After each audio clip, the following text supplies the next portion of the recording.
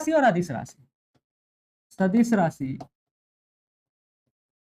और अदिश राशि पहले ही बता चुका हूं मैं। अदिश राशि वेक्टर क्वांटिटी और स्केलर, ठीक है, ये तो आप जानते ही हैं। अब इन दोनों में क्या अंतर है? तो लास्ट क्लास में मैंने बताया था आपको कि भैया इसमें सिर्फ परिमाण मैग्नीट्यूड होता है, परिमाण होता है, इससे सिर्फ मैग्नीट्यूड होता है। लेकिन जहां मैग्नीट्यूड के साथ परिमाण के साथ परिमाण प्लस दिशा दोनों होता है तो सदिश राशि हो जाता है, वो सदिश राशि हो जाता है। सदिश राशि को समझने के लिए शॉर्ट मतलब मैंने एक ट्रिक भी बताया था कि भैया जिसके अंत में या जिसमें व या ब लगा हुआ हो वो सामान्यतः सदिश राशि होता है, एक्सेप्शन कुछ होता है। ये बताया था मैंने, आपको याद है? कुछ और चीजें हैं जिसको आप समझ लीजिए, याद कर लीजिए, क्योंकि ये क्वेश्चन पूछा जाता है स्केलर क्वांटिटी कौन है, वेक्टर क्वांटिटी कौन है, ठीक है। सदिश राशि का और ट्रिक है विषुवत बल, और ट्रिक है विषुवत बल। वी मतलब विस्थापन, वी मतलब डिस्प्लेसमेंट, विस्थापन, ठीक है। व मतलब वेग, व मतलब वेग, अतः मतलब त्वरण, acceleration, velocity, displacement, velocity, acceleration. अब बल तो अपने आप में है ही स्केलर क्वांटिटी, ठीक है, ये समझ लीजिए। ये भी एक फॉर्मूला है, एक ट्रिक है जिससे आप याद कर सकते हैं कि स्केलर क्वांटिटी कौन कौन सा है, वेक्टर क्वांटिटी कौन कौन सा है। तो वेक्टर क्वांटिटी परिमाण और दिशा दोनों होता है, दिशा इसमें हमेशा होता है, याद रखिएगा। इसमें ट्रिक है जिसके में ब और व दोनों हो। इसी तरह विषुवत बल करके एक ट्रिक है, वी मतलब विस्थापन, व मतलब वेग, अतः मतलब त्वरण। अब बल भी अपने आप में सदिश राशि ही है। तो अगर आप यहां से सीख गए होंगे तो ठीक है, नहीं तो कुछ और लिख लीजिए। और भी है सूत्र, और भी है, मैंने आपके लिए सर्च किया था। बच्चे बोल रहे थे सर ये याद नहीं होता है।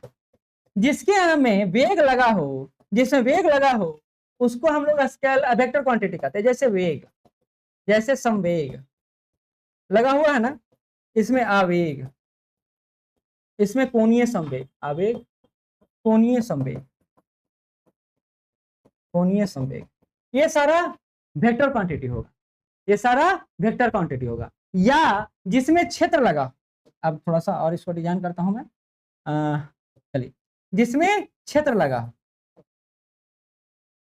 जिसमें क्षेत्र लगा वो भी वेक्टर क्वांटिटी होगा। जैसे वैद्युत क्षेत्र, वैद्युत क्षेत्र, चुंबकीय क्षेत्र, चुंबकीय क्षेत्र, ये सारा सदिश राशि होगा। आप नहीं भूलिएगा, आप कभी नहीं भूलिएगा। इतना सारा बता दिया मैंने सदिश राशि को लेकर। अभी अदिश राशि को लेकर बहुत सारा फॉर्मूला था, लेकिन सदिश राशि को लेकर इतना सारा फॉर्मूला मैंने आपके सामने रख दिया है, ट्रिक रख दिया है कि आपको याद करने में कोई दिक्कत नहीं होगा। तो ये एक ट्रिक हो गया, ये एक ट्रिक हो गया, ये एक ट्रिक हो गया, ये एक ट्रिक हो गया, ठीक है। बाकी ये तो आपको पता होना ही चाहिए, ठीक। तो ये हो गया वेक्टर क्वांटिटी। अब आते हैं इसमें, अगर आपको इसको याद करना हो तो इसके लिए ट्रिक तो बहुत सारा है। सबसे पहले याद कर लीजिए कि यूनिट ही है कार्य, ऊर्जा और शक्ति। ये अदिश राशि, कार्य, ऊर्जा, शक्ति आपको पढ़ना भी है और ये अदिश राशि भी है, याद कर लीजिएगा। बेसिक बात बता रहा हूं, अगर आपको याद नहीं रहता है तो, अगर कंफ्यूजन, क्योंकि एग्जाम में बार बार यहां से प्रश्न पूछा जाता है, ठीक है। इसी तरह एक और सूत्र है, वो है आसमा का ऊंचा ताल दूर है, आसमा का ऊंचा ताल दूर है। आप देखिए, आसमा में आ आता है, आ मतलब होता है आयतन। अब लिखते जाइएगा, आ मतलब होता है आयतन। आयतन क्या है? Scalar quantity. आ क्या है? स्केलर। स मतलब है समय, समय क्या है? स्केलर क्वांटिटी है। मा मतलब होता है मात्रा, मात्रा क्या है? स्केलर क्वांटिटी है। अच्छा, आगे का मतलब होता है, का मतलब होता है कार्य, वह इसको ऊपर ही मैंने बताया। ये भी क्या है? ये भी आपका स्केलर क्वांटिटी है। देखिए, आसमा का ऊंचा ताल दूर है, आसमा का ऊंचा ताल दूर है, बहुत दूर है। तो यहाँ ऊ का मतलब होगा ऊंचाई से होगा, ऊ मतलब ऊंचाई से होगा। ऊ मतलब ऊर्जा भी होता है, ऊ मतलब ऊर्जा भी होता है, और ऊ मतलब उष्मा भी होता है। वो मतलब उष्मा भी। देखिए आसमा का ऊंचा, ऊ का मतलब ऊर्जा भी होगा, ऊर्जा उष्मा भी होगा, ऊंचाई भी होगा, ये सब हो जाएगा स्केलर क्वांटिटी। अब आगे बढ़ते हैं, चा मतलब हो जाएगा चाल या चौड़ाई, चाल या चौड़ाई, ये भी स्केलर क्वांटिटी, ये भी स्केलर क्वांटिटी। ठीक है। ताम का मतलब हो जाएगा तापमान, ता का मतलब हो जाएगा तापमान, टेम्परेचर, ये भी हो जाएगा।